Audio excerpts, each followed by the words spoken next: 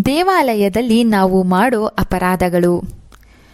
ನೀವು ಯಾವುದೇ ದೇಗುಲಗಳಿಗೆ ಕೈಕಾಲು ತೊಳೆಯದೆ ಪ್ರವೇಶ ಮಾಡುವುದು, ದೇವಾಲಯಗಳಿಗೆ ಸಾಕ್ಸ್ ಹಾಕಿಕೊಂಡು ಪ್ರವೇಶ ಮಾಡುವುದು, ದೇಗುಲಗಳಿಗೆ ಪ್ರವೇಶ ಮಾಡುವಾಗ ಶೂ ಸಾಕ್ಸ್ ಕೈಯಿಂದ ತೆಗೆದು ಕೈ ತೊಳೆಯದೆ ಪ್ರವೇಶ ಮಾಡುವುದು, ದೇವಾಲಯದ ಆವರಣಕ್ಕೆ ಸಿಗರೇಟು ಬೀಡ ಸರಾಯಿ ಮಾಂಸ ಸೇವಿಸಿ ಪ್ರವೇಶಿಸುವುದು, ದೇಗುಲಗಳಿಗೆ ಚರ್ಮದ ಬೆಲ್ಟ್ ಚಪ್ಪಲಿ ಧರಿಸಿಕೊಂಡು ಹೋಗುವುದು, ದೇವಸ್ಥಾನದಲ್ಲಿ ದೇವರ ಎದುರು ಸನ್ಮಾನ ಮಾಡಿಸಿಕೊಳ್ಳುವುದು, ದೇವರನ್ನು ನೋಡಲು ಹೋದಾಗ ಕೆಟ್ಟ ಕೊಳೆತ ಒಣಗಿದ ಹಣ್ಣುಗಳನ್ನು ಅರ್ಪಿಸುವುದು, ದೇಗುಲಗಳಲ್ಲಿ ಭಕ್ತರಿಂದ ಹಣ ಪಡೆದು ಕಳಪೆ ಕಡಿಮೆ ಗುಣಮಟ್ಟದ ಪೂಜಾ ಸಾಮಗ್ರಿಗಳನ್ನು ದೇವರಿಗೆ ಅರ್ಪಿಸುವುದು, ದೇವಾಲಯದ ಹೊಸ್ತಿಲು ಕಿಟಕಿಗಳಲ್ಲಿ ಕರ್ಪೂರ ಹಚ್ಚುವುದು, ದೇವಾಲಯಕ್ಕೆ ಅರ್ಪಿಸಿದ ಸಾಮಗ್ರಿಗಳನ್ನು ಅಂಗಡಿಗಳಿಗೆ ಮಾರಿ ಮತ್ತೆ ಅದೇ ಸಾಮಗ್ರಿಗಳನ್ನು ಬೇರೆ ಭಕ್ತರ ಮೂಲಕ ದೇವರಿಗೆ ಅರ್ಪಿಸುವುದು,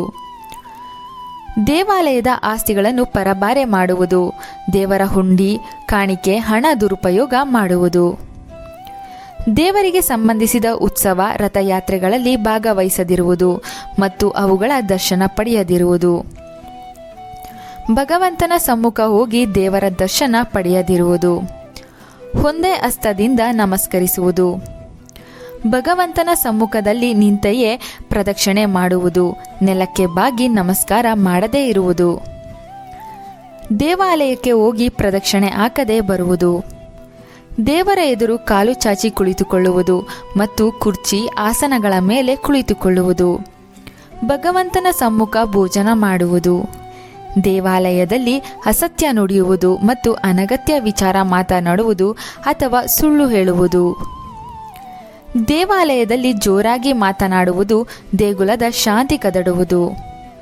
ದೇವಾಲಯದಲ್ಲಿ ಬೇರೆಯವರಿಗೆ ಕೆಡುಕನ್ನು ಬಯಸುವುದು, ವಸ್ತುಗಳನ್ನು ಯಾವುದೇ ದೇವಾಲಯಕ್ಕೆ ಕೊಟ್ಟು ದಾನಿಗಳು ಅಂತ ತಮ್ಮ ಹೆಸರು ಹಾಕಿಸಿಕೊಳ್ಳುವುದು, ದೇಗುಲದಲ್ಲಿ ಭಗವಂತನ ಸಮ್ಮುಖ ಆಕಳಿಸುವುದು ಹಾಗೂ ಅಲಸತ್ಯದಿಂದ ದೇವರನ್ನು ನೋಡುವುದು. ನಿಮಗೆ ತುಂಬಾ ಸಾಮರ್ಥ್ಯವಿದ್ದರೂ ಯಾವುದೇ ಸೇವೆ ಮಾಡದೇ ಇರುವುದು,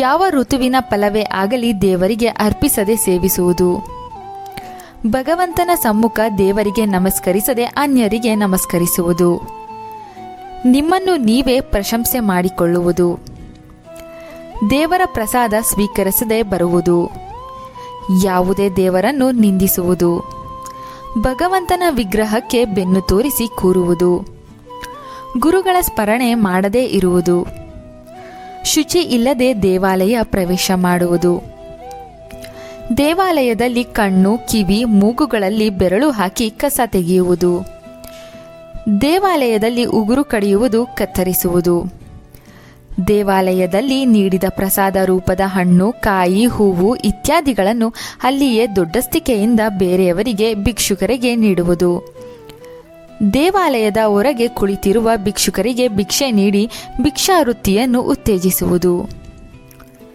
ದೇವಾಲಯದ ದರ್ಶನದ ಅವಧಿ ಮುಗಿದಿದ್ದರೂ ಬಾಗಿಲು ತೆರೆಸಿ ದರ್ಶನ ಪಡೆಯುವುದು, ದೇವಾಲಯದ ಧಾರ್ಮಿಕ ಸಂಸ್ಥೆಗಳ ಅಭಿವೃದ್ಧಿ ಕಾರ್ಯಗಳಿಗೆ ಅಡ್ಡಿ ಬರುವುದು, ದೇವರ ಸನ್ನಿಧಾನದಲ್ಲಿ ಪೂಜೆಗಳು ನಡೆಯುವಾಗ ಮುಂದಿನ ಸ್ಥಾನಗಳನ್ನು ಆಕ್ರಮಿಸಿ ಬೇರೆ ಭಕ್ತಾದಿಗಳಿಗೆ ದರ್ಶನ ಅಡ್ಡಿಪಡಿಸುವುದು, ದೇವಾಲಯದ ಗರ್ಭಗುಡಿಯ ಮೂರ್ತಿಗಳನ್ನು ಮಡಿ ಉಡದೆ ಮುಟ್ಟುವುದು, ಅದಕ್ಕೆ ಅವಕಾಶ ಮಾಡಿ ಕೊಡುವುದು, ದೇವಾಲಯದ ಗರ್ಭಗುಡಿ ಬಾಗಿಲು ಹಾಕುವಾಗ ನಂದಾದೀಪ ಆರಿಸಿ ಎಣ್ಣೆ ಉಳಿಸುವುದು, ದೇವರಿಗೆ ಅರ್ಪಿಸುವ ಮೊದಲು ಹೂವು ಹಣ್ಣು ಊದುಬತ್ತಿಗಳನ್ನು ಮೂಸಿ ನೋಡುವುದು, ದೇವಾಲಯದ ಆಸ್ತಿಗಳನ್ನು ಮಾರುಕಟ್ಟೆ ಬೆಲೆಗಿಂತ ಕಡಿಮೆ ಬಾಡಿಗೆಗೆ ಪಡೆಯುವುದು ಮತ್ತು ಕೊಡುವುದು, ಕಡಿಮೆ ಬಾಡಿಗೆಗೆ ಪಡೆದು ಹೆಚ್ಚಿನ ಬಾಡಿಗೆಗೆ ಬೇರೆಯವರಿಗೆ ನೀಡುವುದು, ದೇವಾಲಯದ ಆಸ್ತಿಗಳ ಮೇಲೆ ಹಕ್ಕು ಸಾಧಿಸುವುದು, ದೇವರ ಆಭರಣ ದುರುಪಯೋಗ ಮಾಡಿಕೊಳ್ಳುವುದು. ನಾವು ಯಾವಾಗಲೂ ದೇಗುಲಕ್ಕೆ ಹೋದಾಗ ದೇವರಿಗೆ ಸರಿಯಾಗಿ ಎದುರುಗಡೆ ನಿಂತು ಕೈ ಮುಗಿದು ದೇವರಲ್ಲಿ ಬೇಡಿಕೊಳ್ಳುತ್ತೇವೆ. ಆದರೆ ಯಾವತ್ತೂ ಹಾಗೆ ಮಾಡಲೇಬಾರದು. ಸ್ವಲ್ಪ ಎಡ ಅಥವಾ ಬಲ ಭಾಗದಲ್ಲಿ ನಿಂತು ದೇವರನ್ನು ಬೇಡಿಕೊಳ್ಳಬೇಕು. ಮಂದಿರದಲ್ಲಿ ಭಗವಂತನ ದರ್ಶನವನ್ನು ಶಾಂತ ಮನಸ್ಸಿನಿಂದ ಮಾಡಬೇಕು. ದೇಗುಲಕ್ಕೆ ಬಂದ ನಂತರ ಯಾರೊಂದಿಗೂ ಜಗಳ ವಾದ ವಿವಾದದಲ್ಲಿ ತೊಡಗಬಾರದು. ಇದರಿಂದ ನಿಮಗೆ ತೊಂದರೆ ಆಗುವುದು ಖಚಿತ. ದೇಗುಲದಲ್ಲಿ ಯಾರಾದರೂ ದೇವರಿಗೆ ಉದ್ದಾಂಡ ನಮಸ್ಕಾರ ಹಾಕುತ್ತಿದ್ದರೆ ಯಾವತ್ತೂ ಅವರ ಎದುರಿನಿಂದ ಹಾಯಬಾರದು. ಬೇಕಾದಲ್ಲಿ ಅವರ ಹಿಂದಿನಿಂದ ದಾಟಿ ತೆರಳಿ, ಆದರೆ ಮುಂದಿನಿಂದ ದಾಟಿದರೆ ಇದರಿಂದ ನಿಮಗೆ ಅಶುಭವಾಗುತ್ತದೆ. ದೇವಾಲಯದ ಮುಖ್ಯದ್ವಾರದ ಹೊಸ್ತಿಲು ಅಥವಾ ದೇವಾಲಯದ ಯಾವುದೇ ಹೊಸ್ತಿಲನ್ನು ಕಾಲಿನಲ್ಲಿ ತುಳಿಯುವುದು ಮಾಡಬಾರದು. ಯಾವಾಗಲೂ ದೇವಾಲಯಕ್ಕೆ ಹೋಗುವಾಗ ಸಾಂಪ್ರದಾಯಿಕ ವಸ್ತ್ರಗಳನ್ನು ಧರಿಸಿಯೇ ಹೋಗಬೇಕು. ದೇವರ ಸನ್ನಿಧಾನದಲ್ಲಿ ಈ ತಪ್ಪುಗಳು ಆಗದಂತೆ ಎಚ್ಚರವಹಿಸಿ. ಈ ವಿಡಿಯೋ ಇಷ್ಟವಾದರೆ ತಪ್ಪದೇ ಒಂದು ಲೈಕ್ ಮಾಡಿ. ಚಂದನ ಲೋಕದ ಸುಂದರ ಮಾಹಿತಿಗಳಿಗಾಗಿ ಸಬ್ಸ್ಕ್ರೈಬ್ ಮಾಡಿ. ನಮ್ಮ ಫೇಸ್ಬುಕ್ ಪೇಜನ್ನು ಫಾಲೋ ಮಾಡಿ. Thank you.